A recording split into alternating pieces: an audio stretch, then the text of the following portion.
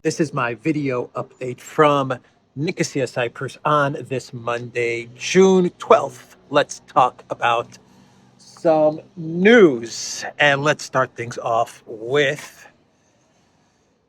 how about that Budanova video that I played in the intro?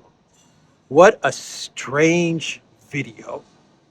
That should be my clown world, to be honest, because it's just bizarre to have a video playing of Budanov just kind of sitting there behind the desk, not saying a word.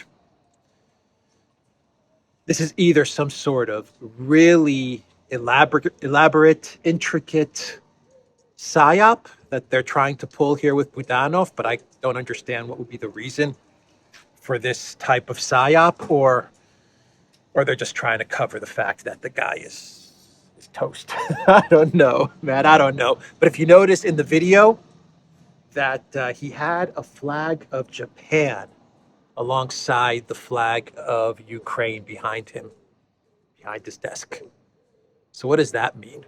Was this video taken at the time when the G7 was taking place in Hiroshima?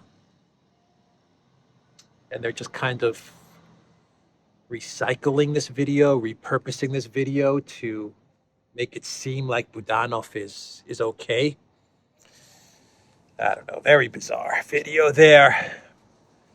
Let's see, before I get into the main story here, which is a New York Times article. How about Djokovic, everybody? The greatest tennis player of all time. 23 Grand Slam titles. Incredible. Absolutely incredible. That guy is a legend. He is an absolute tennis legend. All right.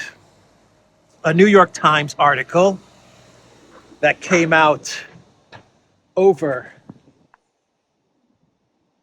the weekend with the title, As Ukraine Launches Counteroffensive, Definition of Success Varies. Definitions of success vary. Let's see, what else does this title say? Privately, U.S. and European officials concede that pushing all of Russia's forces out of occupied Ukrainian land is highly unlikely. All right. So, this New York Times article defines what a successful counteroffensive will be for the collective West. That's pretty much what this NYT article lays out there.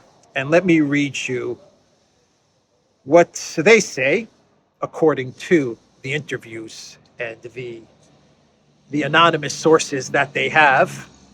This is what they say, the New York Times, will be a successful counteroffensive.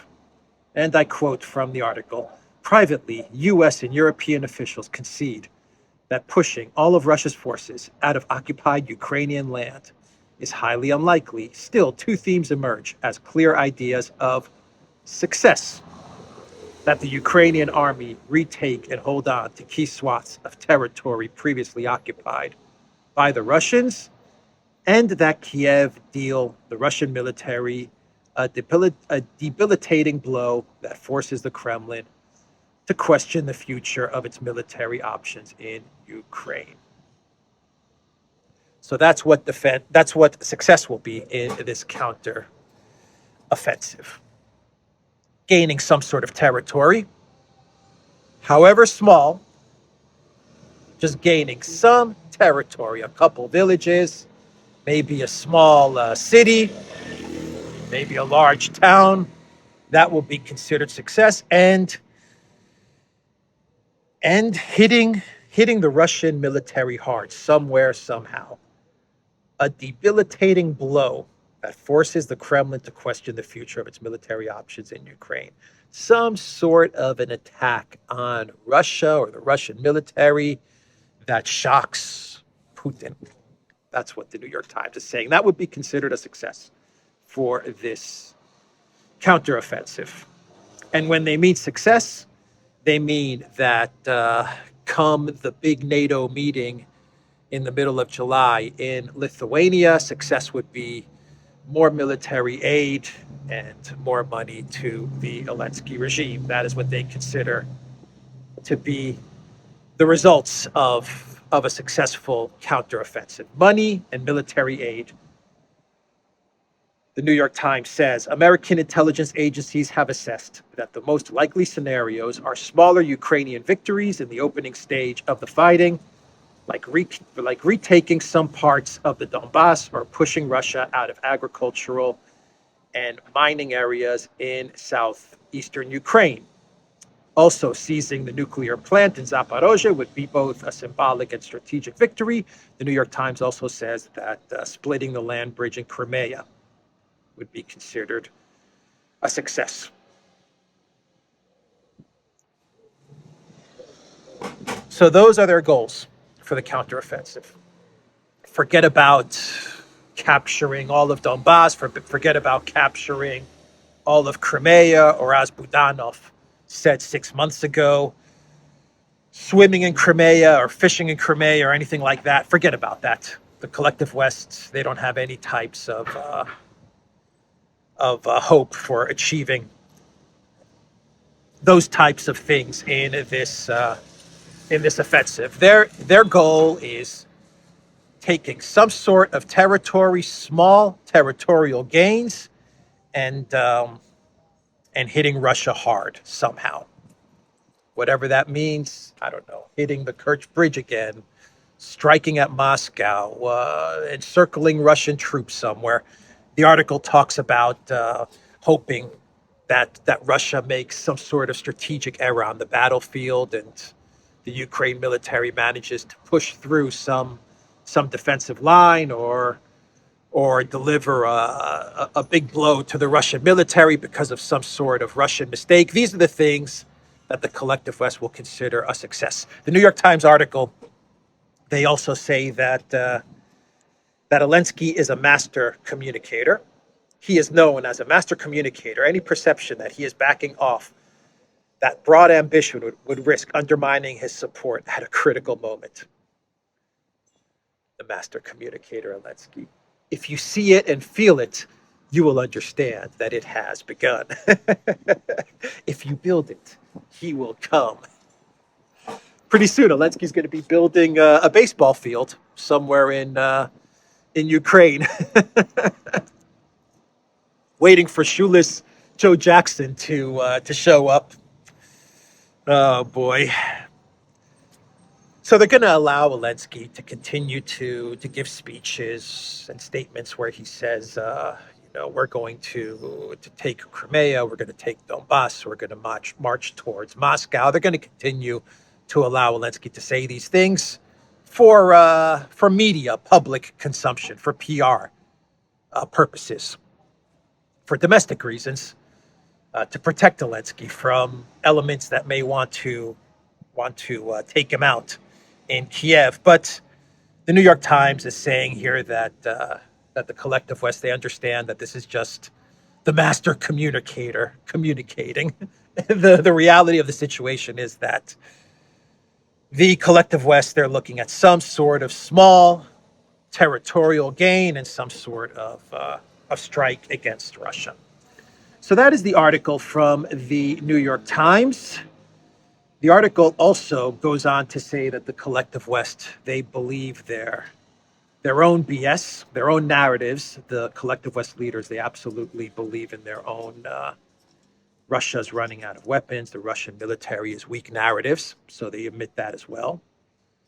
Let me read you an excerpt here. A strong showing by Ukraine will have the added benefit of further eroding Russian troops' morale. Right now, the Russian army faces critical shortages of weapons and personnel. Moscow was forced to take decades-old tanks out of storage and use in fighting and has relied on barely trained conscripts. These shortages should prevent Russian forces from capitalizing on any Ukrainian missteps or mounting their own offensive in the coming months. They believe their own media BS. Russia's running out of weapons, they're running out of missiles. The siege of Kiev, the great counteroffensive of Kharkov, Snake Island, Ghost of Kiev, Russia lost in Bakhmut. These are all the media narratives that we've been hearing over the past year and a half. And according to the New York Times, the leaders of the collective West, they actually believe these narratives. They actually believe that Russia is running out of weapons. They actually believe that the siege of Kiev was real. They believe in Snake Island. They believe that Russia lost in Bakhmut. Okay, wonderful. That's not good for citizens of the collective West, because that means that our leadership are a bunch of dopes. They actually read the BBC and believe in what the BBC is telling them. Oh boy. Let's see. American and European officials say a vital goal of the counteroffensive should be to weaken the Russian military. Russian forces have taken huge numbers of casualties in fighting this year in Bakhmut in eastern Ukraine. Success, as one NATO ambassador put it, would be pushing Russia back and killing a lot of Russian troops. Success would be killing a lot of Russian troops. Ben Hodges, he put out a statement the other day, and this guy was like the U.S. commander of NATO, or the overall commander of NATO. And I don't know when he was the commander of NATO, maybe like 10 years ago. Anyway, he said that the Ukrainian strategic goal is to retake Crimea. And if they can do that by withdrawing the Russians without firing a single shot, so much the better. But if they have to kill or capture every Russian on the peninsula, they will do it. That's the debilitating blow to Russia that the New York Times was talking about in their opening paragraph of this article. To hurt Russia, to capture Crimea and to capture the Russians in Crimea. What does this NATO official say? To kill Russians, not Russian military, but to kill Russians. To kill a lot of Russian troops. To kill a lot of Russian troops. That would be considered a success. What else here? Another potential scenario, according to U.S. intelligence agencies, is that the Russians make an error, for example, by putting their troops in the wrong place or defending a trench line too lightly, which could allow Ukraine to punch through the lines and execute a devastating blow to Russian troops. They're waiting for Russia to make some sort of mistake.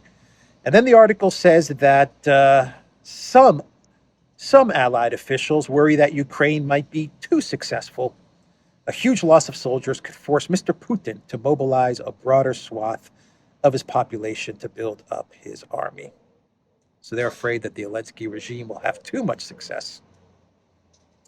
And this may push Putin to mobilize or to use nukes. I'll get into that in a bit, because there's an article claiming that the Ukraine offensive is going to be so successful that it could push Putin to use nuclear weapons. What if the offensive fails? Well, the New York Times says a failed counteroffensive is easier to measure if battle lines stay relatively unchanged or Ukraine is unable to recapture a significant city. Some officials in Allied capitals or Congress will likely raise doubts about the war, especially if Ukrainians lose too many troops and a lot of equipment is destroyed. Well, a lot of equipment is getting destroyed. We're seeing the videos and the imagery, so that is happening right now. The main goal is just capture a couple of villages or a small city before the NATO meeting in July. That's the main goal. If they can do that, then I believe they will secure more money and more weapons for Ukraine. And they have the collective West media, which could spin any type of Ukrainian advance, however insignificant. They could spin that into an incredible victory. Look what they did with Bakhmut. Ukraine suffered a catastrophic loss in Bakhmut, but they turned it into a huge victory for the Zelensky regime. And finally, the New York Times, they say that despite the early casualties and the loss of Leopards and Bradleys and all of these things in the initial stage of the counteroffensive, they remain optimistic. American officials are optimistic that Ukraine will make enough gains however incremental, to call the fighting a success. Listen to that line. However incremental, to call the fighting a success. Come on, Zelensky, just capture a couple of villages, man. A couple of villages, and we'll turn it into a huge success. That's what they're saying. That is what they are saying here. All about money. Money and weapons. Keep this thing going. They want to keep the conflict going. Both Ukraine and Western allies have invested in the counteroffensive because no matter the precise result, it will set the stage for the next phase of the war. Because no matter the precise result, it will set the stage for the next phase of the war. This is the important part. The American and British plan to help secure Ukraine involves building support for robust security guarantees from the United States and NATO countries, as well as pushing a plan to build closer economic ties between Kiev and European countries. Crucially, if the counteroffensive leaves Russia weakened, it could be forced to engage in meaningful dialogue with a stronger Ukraine. Those are the last paragraphs of this New York Times article. Security guarantees, that's what they're going to give Ukraine, or that's what they want to give Ukraine from the NATO meeting in Vilnius. Until then, Zelensky, just try to capture whatever you can capture, make whatever territorial gains you can make, however incremental, those are the words they use, however incremental those territorial gains are, make those gains, try to hold on to that territory at least until the NATO meeting in July. They have the media, they have big tech, they'll spin it as a huge win.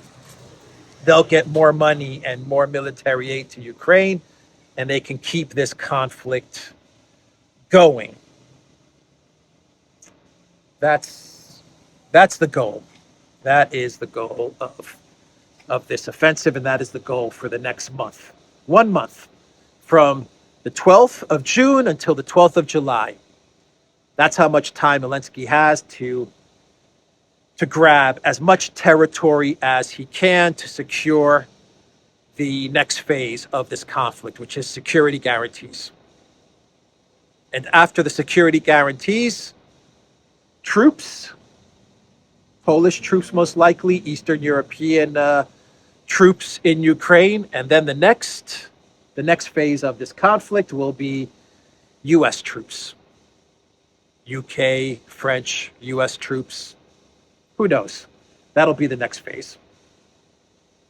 Everything is being done in stages. So 1945, they had an article written by, let me pull it up here, Michael Rubin. I think this guy's like a chief head honcho neocon. Anyway, he put up this article on 1945 with the title, Can Biden deter a Russia nuclear attack on Ukraine? ? Yes, if he gives Ukraine tactical nukes. The simple fact is this. The United States maintains nuclear weapons because they are an effective deterrent against other nuclear states. Ukraine should have the same right. So basically, this article argues that the best path for victory for Ukraine would be to provide them with tactical nukes. For the Biden White House to give Ukraine tactical nukes. That is what this article is actually arguing. As Ukrainian forces pushed back Russia's initial invasion and humiliated the Russian army in the skies and on the battlefield, Washington's fears about how Russia might react grew. If Putin loses or is humiliated, the logic goes he might lash out with tactical nuclear weapons. The article then goes on to say that for Putin, this is great. Listen to this. For Putin, an adversary's fear is as addictive as cocaine. Should he sense White House fear might bring triumph, he would take another snort. His provocations would only increase, not only against Ukraine, but also against Moldova and the Baltic states. Cocaine for Putin. Projection much? 1945? Oh boy, these guys. Let's see. The final paragraph that talks about the 1994 Budapest Memorandum and how Ukraine was promised nuclear weapons, and the U.S. Reneged on the promise to give Ukraine nuclear weapons, and they took away Ukraine's nukes in the 1945 Budapest Memorandum. And then it concludes that the best way to make things right and to equal everything out is to just give Ukraine tactical nukes. Obviously, the author has no idea what the Budapest Memorandum was, and the author has not understood, and I've explained this in videos in the past, that Ukraine never, ever had nuclear weapons. It never had nuclear weapons. It never had the opportunity to keep nuclear weapons. This is a fiction.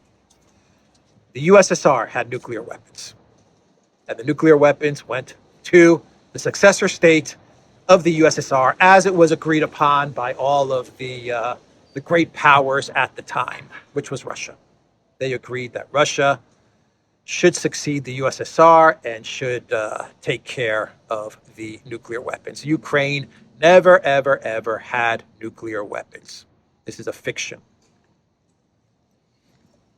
Anyway, that is the article from 1945. Yeah, let's just give Ukraine tactical nukes. That's how we can equal everything out and deter Russia and give Ukraine the W, give Ukraine the win. The win is by giving them tactical nukes. That's the solution. This is how these guys think. This is how these neocons think. Everything is an escalation. Every solution is an escalation. I can write an article for 1945 to solve the conflict in Ukraine. Here's my article for 1945 to solve the conflict in Ukraine. Zelensky put it in the Ukrainian constitution that you will never, ever, ever join NATO. There's a first step. There's a first step. That's how you stop the conflict. That's how you get the ball rolling, at least. Go to the parliament and say, in our constitution, we never, ever join NATO. There you go. Now both sides, and when I mean both sides, the collective West and Russia, now they can start to talk. So we do have some news from the front lines in this conflict, and there are reports that Ukraine has managed to capture 3 villages. Let me see here. 3 villages in an area known as Vremievsky Ledge. And it's this little area, like just jots out from the rest of the front line. That's why they call it the ledge over there. And it looks like Ukraine has captured 3 villages, though I've gotten reports saying that one of those villages has been recaptured by the Russians. These are like abandoned villages sitting in this gray area where fighting goes back and forth. This is, from what I understand, this is a good 17 to 20 kilometers from Russia's first line of defense, not their second line of defense, the first line of defense. And everyone in the collective West is celebrating this like this is some huge victory. I don't know. I don't get it. They're 20 kilometers away from the first line of defense after 7-8 days of launching the big counteroffensive, and they're suffering heavy losses of Leopards and Bradleys and soldiers. And what do they have to show for it? Is kind of capturing 3 villages on this area, this ledge that sticks out from the front line. And from what I understand, the main reason that they captured these abandoned villages is because of weather conditions, which have prevented Russian aviation and drones from working. So the Ukraine military took advantage of the weather, of terrible weather, and they managed to enter these villages outside of Russia's defensive belt. And I've also read reports that the Russians, they moved out of these villages, allowed Ukraine military to enter these villages, and then like they retreated to the high ground because these villages are the low ground. And when Ukraine entered these villages, they started to hit the Ukraine military. And then the Ukraine military moved out, Russia moved in, then Russia moved out, Ukraine moved in. We're just talking about positional battles in the gray zone, in this gray area. That's what I'm understanding. But anyway, that was the big news from the front lines. And I don't even think it's that big of news. Let's start to talk, like really start to talk about what's going on if and when the Ukraine military manages to reach the first line of defense in one of these areas. Russia's first line of defense in one of these areas, whether it's Donetsk, Bakhmut, Avdiivka, Zaporozhye. When they can reach a first line of defense, then I think we can start to talk about battlefield gains and what is going on going forward in this counteroffensive. What happens next in this counteroffensive? Until they reach a first line of defense, in my opinion, I'm just seeing positional battles and just stuff taking place in this gray area.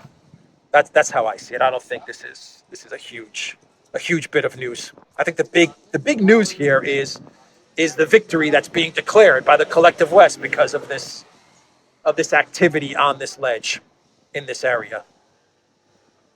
It sounds like desperation to me. Anyway, before I get to my clown world, oh, and by the way, I've read reports that because of the Kakhovka Dam and the flooding, that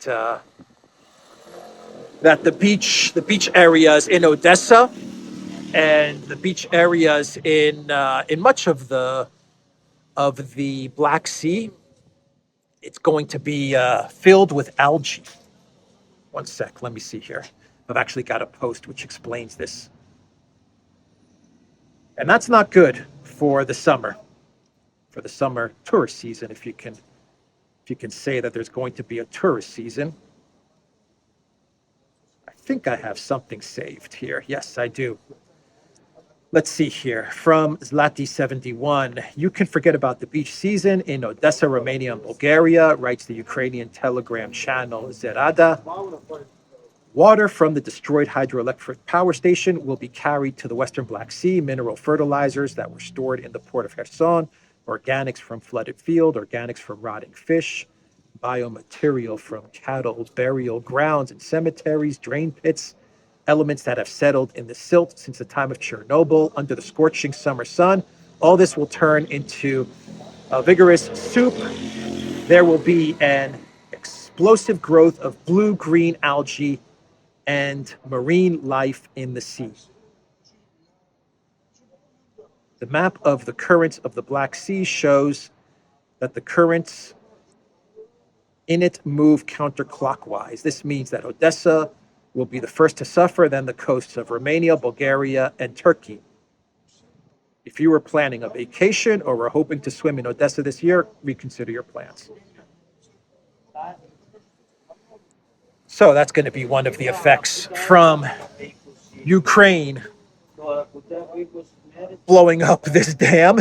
That's going to be one of the tragic effects from that. They're going to actually hurt Odessa. But there you have it. And before I get into my clown world, let's see here. We have some news from Scotland. Former Scottish Prime Minister Nicola Sturgeon arrested as part of an investigation into the finances of her Scottish National Party. She was released without a charge after a hearing after giving a statement to detectives investigating the case. So another collective West leader, the former Prime Minister of Scotland, she had to step down, and now she was arrested, but she has been released, from what I understand. Anyway, another victim of the Zelensky curse. That's an interesting story there. And the Trump indictment, I just want to say this about the Trump indictment.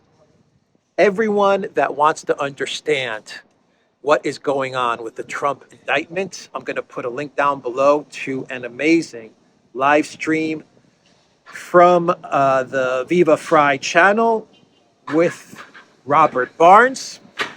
They do a live stream every Sunday, and in this live stream, Viva Frei and Robert Barnes, they perfectly dissect the Trump indictment and explain exactly what is going on.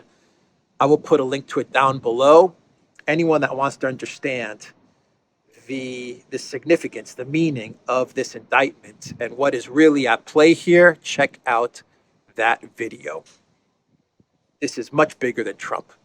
This is the permanent state, the deep state, making a play at Article 2, I believe, of the U.S. Constitution, taking away the right of a U.S. president to handle classified information, classified documents, and taking that right away from the executive and giving that power to the intel agencies and the deep state. That is what is going on here. This is a power grab. And they're using Trump in order to shift the power from the executive onto the intel agencies and the permanent state. Definitely check out that live stream. That video is up on Rumble. Once again, I will put a link to it down below. Let's do a couple of clown worlds. So Kim.com, he put out a tweet the other day, and he said, remember how von der Leyen told the world that Russia has to use refrigerator parts for their weapons because of Western sanctions? Watch those refrigerator parts destroy the Ukraine counteroffensive. Russia is making the NATO alliance look like fools. And Kim.com, he has a video of Russian weapons destroying Bradleys and Leopard tanks. And he references von der Leyen and her now famous speech, I believe it was to like the EU Parliament, where von der Leyen says the Russian economy is in tatters, I tell you. Putin is using chips from washing machines so that he can make his missiles work. That's kind of what von der Leyen was saying, and Kim.com references that statement from von der Leyen. And then we have this meme right here, which says microchips from destroyed German tanks will be used in dishwashers and washing machines in Russia. In tatters, I tell you. Russians take chips from washing machines and use them in missiles and fighter jets. Now the Russians are going to take chips from Leopard tanks and use them in refrigerators and washing machines. Ursula von der Leyen's tatters statement, it never gets old.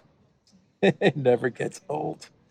I actually read on, I think it was Telegram or Twitter, that in Donetsk, there's actually a park now called Bradley Park. I don't think it's a real park. I think they're kind of making fun of all the Bradleys that they have destroyed in like the one area in Zaporozhye, and they're calling it Bradley Park. Oh boy, what a disaster for Bidenopolis and for Schultz. What a disaster for NATO weapons. And let's talk about Blinken's trip to Saudi Arabia for our final clown world, because we've started to get some images from Blinken's meeting with MBS. And one photo, which shows Blinken sitting next to MBS, shows both men not very happy. It doesn't seem like they're happy to be there. MBS doesn't look like he's happy to be meeting with Blinken. Blinken is just kind of sitting there as well, not too excited to be meeting with MBS. But the interesting part about this photo is that outside of the body language, is that you can see the flag of Saudi Arabia behind MBS, but where is the US flag? I don't see it. Not even a small US flag on the table next to Blinken. Nothing. You can see the flag of Saudi Arabia, but you don't see the flag of the United States. I think that tells you everything. An interesting photo, interesting body language, but more important than that, it's interesting that Saudi Arabia decided not to place the flag of the United States behind Anthony Blinken, or even or even on the coffee table next to Blinken. Not even a little tiny American flag is there. That's the clown world. That's the video, everybody. TheDuran.locals.com. We are on Rumble, ODYSEE, BitChute, Telegram, and Rockfin. And go to the Duran shop. Pick up a V-neck. Pick up a Duran bag. 10% off. Use the code. Good day. Take care.